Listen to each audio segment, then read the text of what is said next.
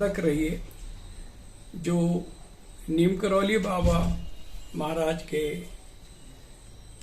सानिध्य में 62 साल मौन रहे। दुनिया का कोई भी संत ऐसा नहीं है जो 62 साल मौन रहा हो। उनका कहना था मानव की 80% शक्ति बोलने में खर्च होती है, और वो उन्होंने 62 साल मौन रह के सिद्ध किया। जब महाराज नैनीताल आए उस टाइम हनुमानगढ़ी जो है वहां पे बड़ी डरावनी जगह थी, और एक टाइप से समझिए कि आप शमशान घाट ही समझा जाता था, क्योंकि वहां पे जो है बच्चों को जो है गाड़ा जाता था, तो लोग वहां पे जाने में डरते थे। अभी हूँ मैं भक्तिधाम नौकुचिया ताल में, और आपको दर्शन कराने वाला हूँ मौनी माई के। साथ ही साथ आपको इन्फॉर्मेशन भी देंगे भक्तिधाम आने के। अगर आप कभी आने की सोच रहे हैं यहाँ पे, तो साथ ही साथ आपको इन्फॉर्मेशन भी मिलेगी। आई होप कि ये पूरी इन्फॉर्मेशन आपके लिए हेल्पफुल रहेगी। दोस्तों नमस्कार, मैं विजय वर्मा। मैं हूं इस वक्त नौकुचिया ताल भक्तिधाम में, और मेरा यूट्यूब चैनल है रंगीला सौदागर। भाई ने पिछले कई वीडियो में आपको बताया है। तो दोस्तों हमें अभी यहाँ पर, तो भाई आज सफर कर रहा है हमारे साथ। मुक्तेश्वर का सफर है। पहले हम घोड़े खाल गए, उसके बाद मुक्तेश्वर गए, उसके बाद सोमवारी बाबा गए। अभी हमें भक्तिधाम में, और भक्तिधाम में मौनी माई जो 62 वर्षों तक का मौन रही। नीम करौली बाबा जी जो गुरु थे, उनके आशीष वचनों के द्वारा, उनके गुरु वचन के इतना पालन किया कि आज भक्तिधाम में उनका एक मंदिर है, और वो भी भक्तों को एक असीम कृपा करती हैं। और हम बैठे हैं ऑफिस में, और हमारे साथ जुड़े हुए हैं उनके सुपुत्र गजेंद्र सिंह बिष्ट। मैं गजेंद्र भक्तिधाम नौकुचिया ताल से आप लोगों के सामने मुखातिब हूँ। मैं भक्तिधाम की सेवा में 89-90 से जुड़ा हूं, और 2000 में हमने इसका ट्रस्ट बनाया। तब से मैं यहाँ पे हर सेवा जो है देने की कोशिश कर रहा हूँ। और मैं तो क्या सेवा करता हूँ, ये तो ऊपर का आदेश होता है, वो मेरे द्वारा कहा जाता है, और उस पर जो है कार्य होता है। ये मंदिर जो है माँ ने बनवाया, और माँ एक बड़ी साधक रही है जो नीम करौली बाबा महाराज के सानिध्य में 62 साल मौन रहे। दुनिया का कोई भी संत ऐसा नहीं है जो 62 साल मौन रहा हो। उनका कहना था मानव की 80% शक्ति बोलने में खर्च होती है, और वो उन्होंने 62 साल मौन रह के सिद्ध किया। और आज भी जो उनकी ये बात है कि मानव की 80% शक्ति बोलने में खर्च होती है, उसको बनाए रखने के लिए और उसको प्रूफ करने के लिए हम लोग जो है यहाँ पे मौन मेडिटेशन साधना करवाते हैं, जिसके लिए लोग देश विदेश सब लोग आते हैं। और वहाँ पे जो है, क्योंकि वो माँ की समाधि है और ओरिजिनल समाधि है, क्योंकि माँ के सब कुछ संस्कार वगैरह वही किए गए हैं, तो इसलिए वहाँ की जो वाइब्रेशंस है, जो वहाँ की शक्ति है, वो यहाँ पे वाइब्रेट करती है, घूमती है, और लोग उसका फायदा उठाते हैं। तो उसके लिए हमें कुछ कहने की आवश्यकता नहीं पड़ती है। तो हम तो सीधी सी बात कहते हैं कि आप खुद ही बैठिए और खुद ही जांचिए। एक सीधी सी बात, खुद पकाइए और खुद खाइए, इस पे चलता है। महाराज ने भी कभी भी ये नहीं कहा, क्योंकि वो बहुत सीधी सी बात कहते थे, मैं काहू का चेला नहीं, मैं काहे को चेला बनाऊं। और एक चीज वो कहा करते थे महाराज कि दुनिया में हूं, दुनिया से तलबगार नहीं, बाजार से गुजरा पर खरीदार नहीं।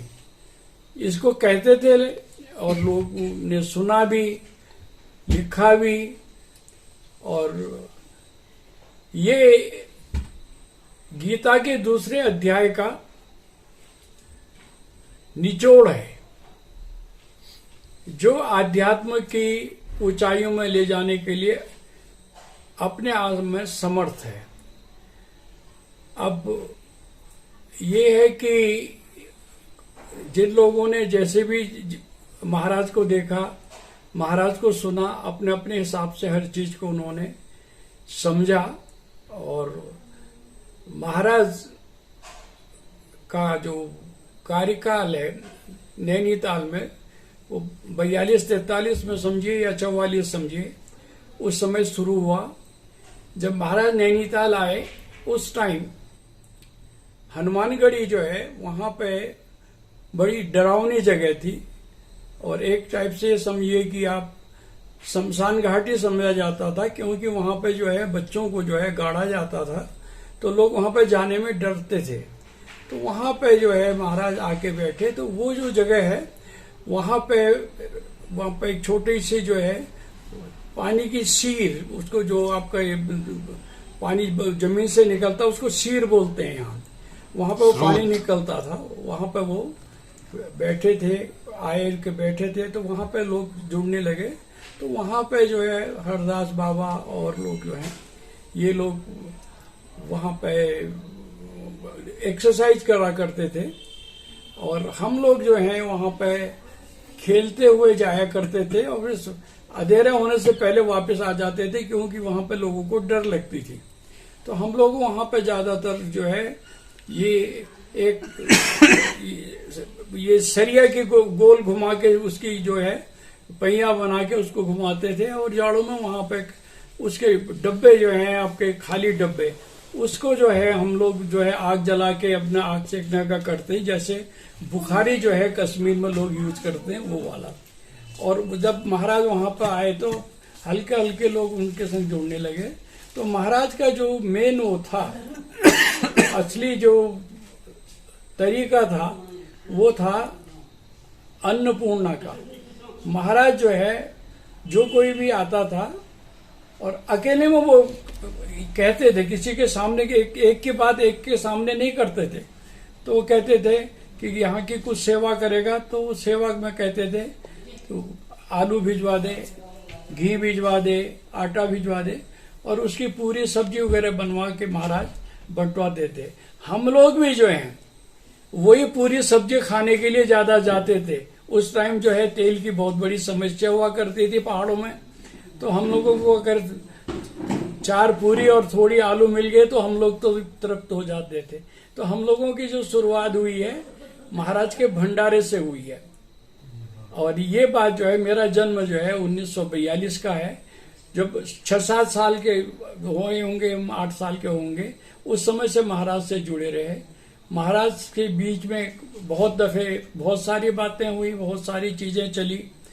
महाराज ने मेरे को नौकरी में भी भेजा, नौकरी से निकलवा भी दिया, फिर दूसरी चला गया, फिर हिंदुस्तान लीवर में मैंने काम किया, और महाराज से लास्ट टाइम तक मिलते रहा। 73 में जिस समय महाराज ने कैंची छोड़ी, उसके 15 मिनट पहले महाराज ने जो है 5 लड्डू जो है माँ के लिए भेजे, क्योंकि मैं जनरली यही कहा करता था मेरे को प्रसाद दो, क्योंकि महाराज जो है उनके संग मेरा ऐसा वो था कि वो मेरे को जो है गालियां देते थे, डांटते थे और पिटाई करते थे, और कहते थे ए कहाँ से ये बदमाश आ जाते हैं, कहाँ से ये आ जाते हैं लफंगे, ये है वो है। और जिस टाइम कोई नहीं होता था तो मैं सिर्फ मात्र जो है मैं कोई पाठ वाठ कुछ नहीं करता था, महाराज की जो है सिर्फ यही सेवा किया करता था। और वो सेवा जिस समय महाराज अकेले होते थे तो उस समय तो वो मेरे से बड़े प्यार से कहते थे तू ठीक है, पढ़ाई कर रहा है, खाना वाना देती है नहीं देती है, ये सब होता था। और जैसे 4 लोग आ गए, 10 लोग आ गए, तो फिर वही कहते थे चलो उधर बैठ, कहाँ से आ जाते हैं, कहीं नहीं मानता। तो जो वहां पे लोग आते थे वो कहते थे कैसा आदमी आ गया ये, जिसने महाराज को जो है गुस्से में कर दिया, महाराज को जो है विचलित कर दिया। और दरअसल में क्या है, मैं महाराज को विचलित करता था या नहीं करता था, क्या होता था वो महाराज जाने, और या फिर मैं ही जानता था। बहरहाल उसका असर ये होता था कि माँ आग से आके मैं शाम को कहता था कि मैं कल से महाराज के पास नहीं जाऊंगा, मगर यह दूसरे दिन में महाराज के पास चले जाता था। तो जो उस टाइम के जुड़े हुए लोग हैं, जो जुड़े हुए लोग थे, उन लोगों से सबसे जो है मिलना जुलना होता था यदा कदा। और मैं जो है, मेरे भी अपने कई महाराज के साथ के अनुभव हैं, वो कभी किसी टाइम आपको जो है फिर बताएंगे। और वो जो है इस समय तो यहाँ पे भक्ति धाम में साधना केंद्र की तरह यहाँ पे चलता है। और जो माँ की मौन साधना, माँ ही एक ऐसी वो है शिष्य लोगों में, चाहे आप समझें तो जो साधक रही है। इसके अलावा, माँ के अलावा कोई ऐसा साधक नहीं है। तो माँ ने महाराज के कहने पे जो है भगवान के नाम का प्रचार और आपके महाराज के उसका प्रचार के लिए माँ ने जो है आपका कश्मीर में खीर भवानी में जो है माँ ने भागवत करवाई, वहाँ के लोगों को जोड़ा। और कामाख्या में जो है वहाँ पे लोगों को जोड़ा, उधर आसाम में उधर से लोगों को जोड़ा। और दिल्ली, लखनऊ, बॉम्बे तो खैर ये कोई ऐसी वो बात ही नहीं है। तो वो ही भगवान के नाम का प्रचार और अपने संस्कृति का प्रचार, अपने धर्म के प्रति जो है लोगों में आस्था बनी रहे, उसके लिए काम करते रहे। इसीलिए महाराज हनुमान चालीसा पढ़ाते थे। हम लोग भी जो है 1 करोड़ हनुमान चालीसा का पाठ करा रहे हैं, जो Guinness book of world record में आएगा। कोशिश कर रहे हैं, 16-17 लाख हो चुके हैं अभी भी यहाँ पे ये वो है। उसे हम बाई पोस्ट भी भेजते हैं, बाई पोस्ट लोग वापस भी भेजते हैं। और जो लोग यहाँ पर आते हैं दर्शन करने, हम उनको पढ़वाते भी हैं और उनको घर के लिए भी देते हैं। तो यही सेवा कार्य कर रहे हैं। और बाकी भंडारा वगैरह जो है वो भी इसके लिए भी कोशिश करते हैं। जैसे जैसे हमारे पास साधन होते हैं उनको जो है इसी काम में लगाते हैं। स्कूल की फीस देना और वजीफे देना, बच्चों को कपड़े देना, गरीबों में राशन बांटना, यही सेवा कार्य महाराज करते थे। वही हम लोग जो है उसे बनाए रखने के लिए ये सब सेवा यहाँ पे कर रहे हैं। माँ का जन्म जो है 1922 में पोखरखाली नामक स्थान में हुआ। और बचपन में ही जो है कि माँ के पहले ही संस्कार ऐसे थे कि बचपन में ही जिस टाइम बच्चे जो हैं, लड़कियां जो हैं, वो क्या करते थे, गुड्डे गुड़िया का खेल करते थे। तो माँ भी जब वो खेल करती थी तो उसमें जो है वो राधा कृष्ण बनाती थी, उनकी शादियां करवाती थी, राम लक्ष्मण सीता की बनाती थी, ऐसा। तो ये सब इस टाइप का था। तो उसके संस्कार इसी टाइप से ही थे। तो उसको कई दफे उस एज में भी भाव समाधि लग जाती थी, क्योंकि वो हम लोग तो उसको गुड्डे गुड़िया ही देखते थे, मगर वो साक्षात उनको वही देखती थी। तो इसीलिए माँ को जो है उत्तराखंड की मीरा भी कहा जाता है। और वो जो है वही चीज शादी होने के बाद, सारी सांसारिक चीजें करने के बावजूद, मगर वो उस बात को उसने बनाए रखा, या कहीं से भी हो, संस्कारों से हो या पढ़ के हो, क्योंकि वो भागवत किया करती थी, खुद ही लोगों को सुनाती थी, रामायण सुंदरकांड ये किया करती थी, और यज्ञ वगैरह किया करती थी। तो ये जो है, जो वहाँ के लोग थे, नैनीताल के लोग थे और जो उनके परिवार थे, उनको जो है ये सब चीज सुनाया करती थी। और उसका सिर्फ ध्यान एक ही बात पे रहता था, वो कि आध्यात्म पे। और मगर उसका वही वाली बात थी, दुनिया में हो दुनिया से तलबगार नहीं, बाजार से गुजरा पर खरीददार नहीं। दुनियादारी सब करती थी, मगर जो है उससे उसका कोई वास्ता नहीं। जो उसका अपना लगन थी कृष्ण के प्रति, जो उसका प्रेम था, तो कई दफे वो कहा करती थी कि माँ आपकी आंखें ऐसी ड्राई हो रही, इसमें आप दवाई डालनी पड़ती है। तो वो कहती थी कि आंसू तो मेरे जो हैं पहले ही खत्म हो गए हैं, तो अभी ड्राई है तो इस दवाई ही डालनी पड़ती है। तो वो रोते रहती थी। उसको जो है ये लगाइए आप, जब वो सीरियल में भी राम लक्ष्मण सीता को जब पैदल चलते देखती थी तो तब भी रोने लगती थी कि सीता माँ पैदल जा रही है और वो जो इसके पाँव में कांटे चुभ रहे होंगे। तो वो हर मूर्ति में, हर जगह में वहाँ की जो शक्ति है उसको जागृत करती थी। तो माँ ने नैनीताल हनुमानगढ़ी में, आपका लखनऊ वो जो है आपका हनुमान सेतु, उस समय तो नीचे जो है उसका मंदिर हुआ करता था हनुमान जी का छोटा सा, अब तो वो बहुत बड़ा वो बना दिया है। तो ये उस टाइम माँ ने वहाँ पे 3 भागवत कराए, और उसके बाद वृंदावन में माँ ने जो है 108 भागवत 2 दफे कराया। तीसरा भागवत वृंदावन में कराया तो वो धानुका में करवाया। तो यही सब करते रहती थी वो। नैनीताल नैना देवी मंदिर जो है एक दफे एक समस्या से जूझ रहा था, उसके बाद उससे जागृत करने के लिए उन्हें सहस्त्र चंडी यज्ञ वहाँ करवाया।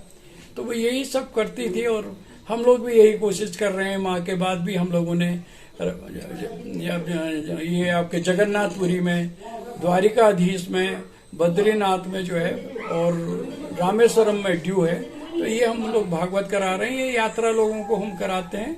तो माँ कहती थी कि उन लोगों को यात्रा कराना जो है बड़ी बात है, अच्छी बात है, जिनके पास साधन नहीं है। तो आज भी हम कोशिश करते हैं कि जब यात्रा में जाते हैं, कुछ लोग ऐसे ले जाते हैं जिनके पास साधन नहीं होते हैं, और बुजुर्ग हैं और कभी देख नहीं सकते हैं। तो ये सब सेवा जो है किसी को बताए बगैर करे ही माँ करती थी, और भक्ति धाम भी आज ये सेवा करता है। राधे राधे। समस्या नहीं हो समाधि? हाँ, माँ की समाधि जो है यहाँ पे माँ के सारे संस्कार किए गए। क्योंकि एक दफे माँ से पूछा था, माँ आप कहाँ रहोगी? तो उन्होंने जो है ये अर्चना कौल को, कश्मीरी है वो, माँ की सेवा करती थी। तो उन्होंने कहा था चल मैं दिखाती हूँ करके। तो इसी जगह पे माँ ने कहा था मैं यहाँ रहूंगी। तो वो उसमें सप्त सिंधु बना के माँ की जो है समाधि जो है वहीं पर संस्कार किया गया, वहीं पर समाधि बना दी गई है। और वो उसकी जो है वो वाइब्रेशंस, उसकी जो स्ट्रेंथ है, पावर है, वो इतनी ज्यादा है कि उसके लिए आप आएंगे खुद ही बैठ के खुद ही महसूस करेंगे, हमारे बताने से नहीं होगा। तो ये चीजें सब जो हैं अपना ही अनुभव करने की चीजें हैं, किसी के बताने से और किसी के देने से ये चीजों पे कोई उपलब्धि नहीं हो सकती। माँ ने जो है आपका नवंबर जो है 8 तारीख को शरीर छोड़ा, वो दिवाली के छठे दिन छठ है। उस दिन जो है आपके 80,000 साधु संत जो हैं आपके वहाँ नेमिस में इकट्ठा हुए थे। तो माँ ने पहले ही कह दिया था कि मेरे को नेमिस जाना है, और कभी कहती थी वो मेरे को लखनऊ जाना है। तो माँ का अपना फिक्स था कि 8 तारीख को सुबह 4 बजे माँ ने मेरे हाथ में ही जो है अपने प्राण छोड़ दिए, और एक टाइप से ये समझिए को मेरे को ये संदेश दिया कि अब तूने ही जो है ये करना है। तो मैं वो कर रहा हूँ। अब पता नहीं ये संदेश था या नहीं था। और मेरे क्योंकि मेरे को पास जो है मोबाइल रहता है, तो उसमें 4 बजे का टाइम अलार्म रखा है। वो अलार्म मेरी जेब में बोला, और मैंने जेब से वो निकाला, मोबाइल निकाला अलार्म बंद करने के लिए। तो माँ ने अपना हाथ ऐसे कर दिया और माँ चली गई। और बहरहाल माँ की शिक्षा का ये रहा कि मैं उतने टाइम जब तक संस्कार नहीं हुए जो है, तो मैं डम हो गया, एक टाइप से जो है जड़ हो गया। और मेरे को किसी उसका जो है आभास नहीं हुआ। माँ ने जाते जाते ही मेरे को जो है आशीर्वाद दिया कि ऐसे रहना है। वो उसमें मैं रह नहीं सका क्योंकि दुनियादारी करते रहता हूँ। यही सब है। राधे राधे। राधे राधे। आई होप कि आपको इन्फॉर्मेशन पूरी समझ में आ गई होगी। तो अगर आपको कोई डाउट होगा इन्फॉर्मेशन, तो आप नीचे कमेंट बॉक्स में वो भी बता सकते हो कि कौन सा डाउट है, और मैं वो डाउट कोशिश करूँगा कि इनसे पूछ के वो दोबारा से आपको बताया जाए।